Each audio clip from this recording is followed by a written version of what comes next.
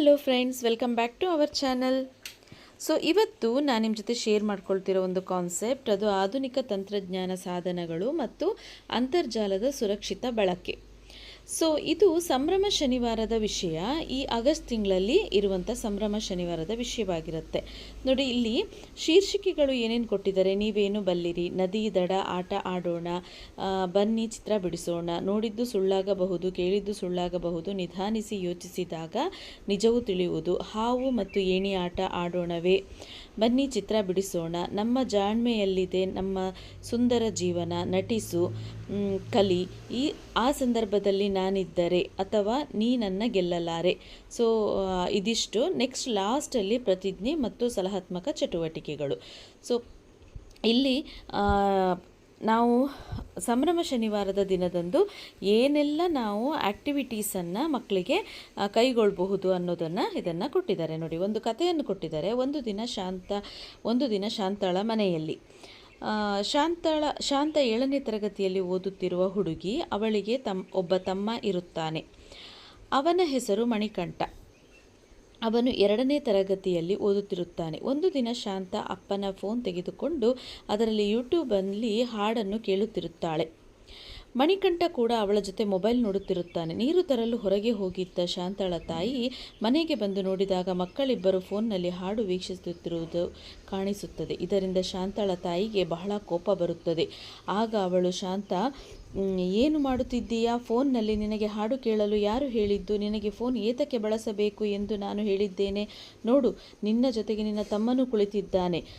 ಅವನ ಕಣ್ಣು ಹಾಳಾಗುವುದಿಲ್ಲವೇ ಎಂದು ಜೋರಾಗಿ ಬೈಯುತ್ತಾಳೆ. ಇದನ್ನು ಕೇಳಿ ಶಾಂತಳಿಗೆ ಅಳು ಬರುತ್ತದೆ. ಅವಳು ಅಳಲು ಪ್ರಾರಂಭಿಸುತ್ತಾಳೆ. ಶಾಂತ ಅಳುವುದನ್ನು ನೋಡಿ ಮಣಿಕಂಠನು ಅಳುತ್ತಾನೆ. ಮಕ್ಕಳಿಬ್ಬರು ಅಳುವುದನ್ನು ನೋಡಿ ಶಾಂತಳ ತಾಯಿಗೆ ಕೋಪ ಕಡಿಮೆಯಾಗಿ ಅವರಿಬ್ಬರನ್ನು ಸಮಾಧಾನ ಮಾಡುತ್ತಾಳೆ. ಈಗ ಇಲ್ಲಿ ಪ್ರಶ್ನೆಗಳಿದೆ.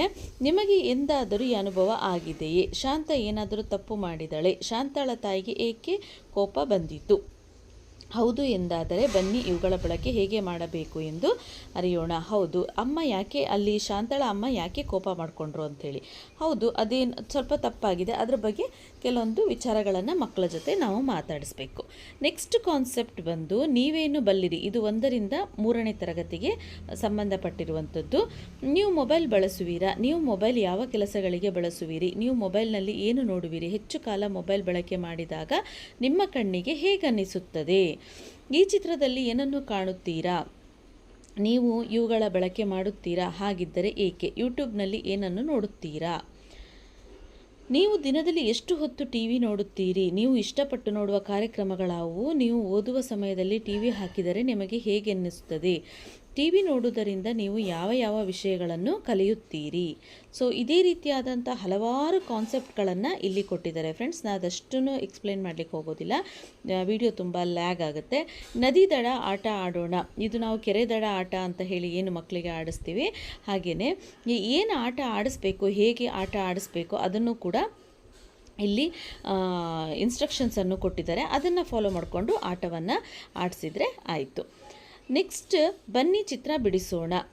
ನೋಡಿ, ನೆಚ್ಚಿನ ಕಾರ್ಟೂನ್ನ ಚಿತ್ರವನ್ನು ಬಿಡಿಸುವಂಥದ್ದು, ಯಾವುದಾದ್ರೂ ಆಟದ ಚಿತ್ರವನ್ನು ಬಿಡಿಸುವಂಥದ್ದು. ಇದನ್ನು ನಾವು ವಿದ್ಯಾರ್ಥಿಗಳಿಗೆ ತರಗತಿಯಲ್ಲಿ ಹೇಗೆ ಬಳಸಬೇಕು ಆ ಒಂದು ಇನ್ಸ್ಟ್ರಕ್ಷನನ್ನು ಕೂಡ ಕೊಟ್ಟಿದ್ದಾರೆ.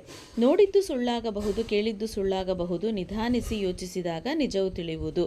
ಮೊಬೈಲ್ ಬಳಕೆ, ಟಿವಿ, ಸಾಮಾಜಿಕ ಜಾಲತಾಣ, ಇಂಟರ್ನೆಟ್, ಎಲೆಕ್ಟ್ರಾನಿಕ್ ಪರದೆ, ಜಾಹೀರಾತು, ಇವುಗಳಿಗೂ ಕೂಡ ಅಲ್ಲಿ ಇನ್ಸ್ಟ್ರಕ್ಷನ್ಸ್ ಇದೆ. ಕ್ಲಾಸಿನ ತರಗತಿಗಳಲ್ಲಿ ನಾವು ಹೇಗೆ ಬಳಸಬೇಕು ಅಂತ. ಹಾವು ಏಣಿ ಆಟ ಆಡೋಣವೇ? ಓಕೆ, ಇದರಲ್ಲಿ ಇದನ್ನು ಕೂಡ ಹಾವು ಏಣಿ ಬೋರ್ಡ್ ಮೇಲೆ ಬರೆಯಿರಿ, ಆಗುವ ಪರಿಣಾಮಗಳನ್ನು ಬೋರ್ಡ್ ಮೇಲೆ ಬರೆಯಿರಿ. ಹಾವಿನ ಬಾಯಿ ಕಡೆ ತಂತ್ರಜ್ಞಾನದ ಅತಿಯಾದ ಬಳಕೆಯ ಪರಿಣಾಮಗಳನ್ನು ಮತ್ತು ಏಣಿಯ ತಳಭಾಗದಲ್ಲಿ ತಂತ್ರಜ್ಞಾನ ಬಳಕೆಯ ಉಪಯೋಗಗಳನ್ನು ಬರೆಯಿರಿ. ಸೊ ಈ ರೀತಿಯಾಗಿ ಬರೆದು ಇದರಲ್ಲಿ ಆಟವನ್ನು ಆಡಿಸ್ಬೇಕು. ನೆಕ್ಸ್ಟ್, ಬನ್ನಿ ಚಿತ್ರ ಬಿಡಿಸೋಣ. ಕಾರ್ಟೂನ್ನ ಚಿತ್ರವನ್ನು ಬಿಡಿಸುವಂಥದ್ದು, ಅದಕ್ಕೂ ಕೂಡ ಇನ್ಸ್ಟ್ರಕ್ಷನನ್ನು ಕೊಟ್ಟಿದ್ದಾರೆ. ನೆಕ್ಸ್ಟ್, 6ರಿಂದ 8ನೇ ತರಗತಿಗೆ ನಮ್ಮ ಜಾಣ್ಮೆಯಲ್ಲಿದೆ ನಮ್ಮ ಸುಂದರ ಜೀವನ. ಮೊಬೈಲನ್ನು ಜಾಣ್ಮೆಯಿಂದ ಬಳಸಿದಾಗ ಅದು ಒಂದು ಉತ್ತಮ ಸಂಪರ್ಕ ಸಾಧನವಾಗುತ್ತದೆ. ಮಾಧ್ಯಮದಲ್ಲಿ ಕಂಡುಬರುವ ಆಕರ್ಷಕ ಜಾಹೀರಾತುಗಳು ಅಪಾಯಕಾರಿ ಕೂಡ ಆಗಿರುತ್ತವೆ. ಇನ್ಸ್ಟಾಗ್ರಾಮ್, ಯೂಟ್ಯೂಬ್, ವಾಟ್ಸಾಪ್, ಟ್ವಿಟರ್, ಫೇಸ್ಬುಕ್ನಂತಹ ಸಾಮಾಜಿಕ ಜಾಲತಾಣಗಳ ದುರ್ಬಳಕೆ, ಅತಿಯಾದ ಬಳಕೆ ವೈಯಕ್ತಿಕ ಸ್ವಾಸ್ಥ್ಯಕ್ಕೆ ಹಾನಿಕರ. ಆಟಗಳನ್ನು ಮೊಬೈಲ್ನಲ್ಲಿ ಆಡುವುದಕ್ಕಿಂತ ಮೈದಾನದಲ್ಲಿ ಆಡುವುದು ಉತ್ತಮ. ಇಂಟರ್ನೆಟ್ ಬಳಸುವಾಗ ವಯೋಮಾನಕ್ಕೆ ಅನುಗುಣವಾಗಿ ನಿಯಮ ಪಾಲಿಸಬೇಕು ಏಕೆ? ಸೊ ಈ ರೀತಿಯಾದಂತಹ ಸುಮಾರಷ್ಟು ಆ್ಯಕ್ಟಿವಿಟೀಸನ್ನು ಕೊಟ್ಟಿದ್ದಾರೆ. ನಟಿಸು ಕಲಿ, ಜಾಹೀರಾತಿನ ಪ್ರಮಾದ, ಖಾತೆಯ ಹಣ ಕೋತ, ಕಾಣದ ಚಾಟಿಯ ಪೆಟ್ಟು, ಕಣ್ಣಿನ ಸುರಕ್ಷತೆ ಮತ್ತು ಪರದೆ ಸಮಯ, ಆಧುನಿಕ ಕುಟುಂಬದ ಒಂಟಿ ಮಗು. ಸೊ ಈ ರೀತಿಯಾದಂತಹ ಇನ್ಸ್ಟ್ರಕ್ಷನ್ಸ್ ಇರುವಂಥದ್ದು.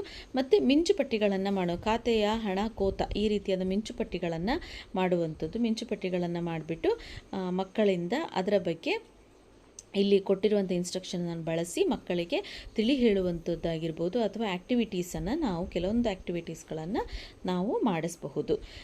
ನೆಕ್ಸ್ಟ್ ಆ ಸಂದರ್ಭದಲ್ಲಿ ನಾನಿದ್ದರೆ, ರಾಣಿಗೆ ಒಂದು ಲ್ಯಾಂಡ್ಲೈನ್ ಕರೆ ಬರುತ್ತದೆ. ಅವರು ತಮ್ಮ ಕಂಪನಿಯಿಂದ ತಮಗೆ ಉಚಿತ ಉಡುಗೊರೆ ನೀಡುವುದಾಗಿ ಹೇಳಿ ಅದನ್ನು ತಂದುಕೊಡಲು ನಮ್ಮ ಮನೆಯ ಹಿರಿಯರು ಲಭ್ಯವಿರುವ ಸಮಯ ತಿಳಿಸಲು ಹೇಳುತ್ತಾರೆ. ನೀವು ರಾಣಿಯ ಸ್ಥಾನದಲ್ಲಿದ್ದರೆ ಏನು ಮಾಡುವಿರಿ? ಈ ಒಂದು ಸಂದರ್ಭವೋ ಅಲ್ಲವೋ? ಸೊ ಅದೇ ರೀತಿಯಾದಂಥ ಹಲವಾರು ಸಂದರ್ಭಗಳನ್ನು ಇಲ್ಲಿ ಕೊಟ್ಟಿದ್ದಾರೆ. ಅದನ್ನು ಮಕ್ಕಳಿಗೆ ಹೇಳಿ ಅವ್ರ ಹತ್ರ ಅವರು ಏನು ಮಾಡ್ತಾರೆ ಅನ್ನೋದನ್ನು ನಾವು ಹೇಳಿಸ್ಬೇಕು. ನೆಕ್ಸ್ಟ್, ನೀನನ್ನು ಗೆಲ್ಲಲಾರೆ, ಚರ್ಚೆಯ ವಿಷಯವನ್ನು ಇಡುವಂಥದ್ದು. ಇದು ಕೂಡ 6ರಿಂದ 8ನೇ ತರಗತಿ ವಿದ್ಯಾರ್ಥಿಗಳಿಗೆ. ಮೊಬೈಲ್ ಬಂತು, ಮನೆಯಲ್ಲಿ ಮಾತು ಹೋಯಿತು. ಕಂಪ್ಯೂಟರ್ ಬಳಕೆಯಿಂದ ಮನಸ್ಸಿನ ಆರೋಗ್ಯ ಹಾಳಾಗುತ್ತದೆ. ತಂತ್ರಜ್ಞಾನ ಬಳಕೆಯಿಂದ ಜನರು ಸೋಮಾರಿಗಳಾಗುತ್ತಾರೆ. ಮಾಧ್ಯಮಗಳು ನಮ್ಮನ್ನು ದಾರಿ ತಪ್ಪಿಸುತ್ತವೆ, ಸರಿಯೇ? ಸೊ ಈ ರೀತಿಯಾದದನ್ನು ಚರ್ಚೆಯಲ್ಲಿ ನಾವು ಬಳಸುವಂಥದ್ದು. ನೆಕ್ಸ್ಟ್, ಪ್ರತಿಜ್ಞೆಯನ್ನು ತಗೊಳ್ಳುವಂಥದ್ದು. ಹಲವಾರು ರೀತಿಯಾದಂಥ ಪ್ರತಿಜ್ಞೆಗಳನ್ನು ಇಲ್ಲಿ ಕೊಟ್ಟಿದ್ದಾರೆ. ನೆಕ್ಸ್ಟ್, ಅದಕ್ಕೆ ಸಂಬಂಧಪಟ್ಟ ಹಾಗೆಯೇ ಸಲಹಾತ್ಮಕ ಚಟುವಟಿಕೆಗಳನ್ನು ಕೂಡ ಕೊಡಲಾಗಿದೆ. ಸೊ ಇದಿಷ್ಟು ಬಂದು ಸಂಭ್ರಮ ಕೆಲವೊಂದು ಕಾನ್ಸೆಪ್ಟ್ಗಳಾಗಿರುತ್ತೆ. ಈ ಒಂದು ಆಗಸ್ಟ್ ತಿಂಗಳ ಕಾನ್ಸೆಪ್ಟ್ ಆಗಿರುತ್ತೆ. ಐ ಹೋಪ್ ಈ ವಿಡಿಯೋ ನಿಮಗೆ ಇಷ್ಟ ಆಗಿದೆ ಅಂದ್ಕೊಳ್ತೀನಿ. ಇಷ್ಟ ಆಗಿದ್ದರೆ ಪ್ಲೀಸ್ ನಮ್ಮ ಚಾನಲನ್ನು ಸಬ್ಸ್ಕ್ರೈಬ್ ಮಾಡೋದನ್ನು ಮರಿಬೇಡಿ ಅಂತ ಹೇಳ್ತೀನಿ. ಹಾಗೆ ಈ ಒಂದು ವಿಡಿಯೋ ಯಾರಿಗೆಲ್ಲ ಯೂಸ್ಫುಲ್ ಆಗಿದೆ ಅವ್ರ ಜೊತೆ ಶೇರ್ ಮಾಡ್ಕೊಳ್ಳಿ ಅಂತ ಹೇಳ್ತಾ, thank you for watching. Take care. Bye.